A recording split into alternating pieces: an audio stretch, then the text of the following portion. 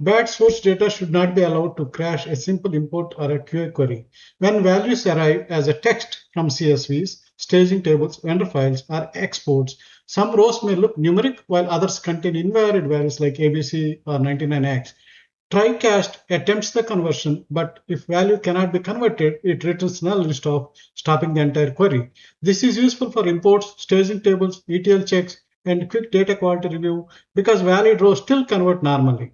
Let us first see the normal cast fail, then replace it with the TryCast so the query keeps running. This looks like a small import or staging table. Raw amount is text and most values look numeric. But claim 103 contains ABC. If I use the regular cast, SQL Server tried to convert every row. When it reaches ABC, the conversion fails and the query stops.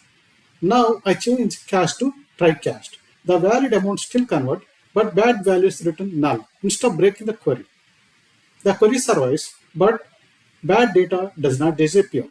In production, I would not just ignore those nulls. I can use the same TryCast test to isolate the rows that failed the conversion and send them for cleanup or peer review.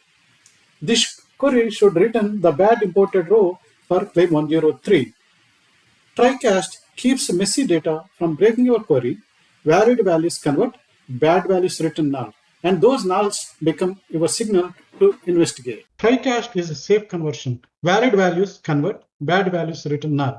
Null is not the same as fixed data. It only means SQL Server could not convert that value. Bad values become null, but they still need review. In real work, you may filter them, report them, or send them back for cleanup.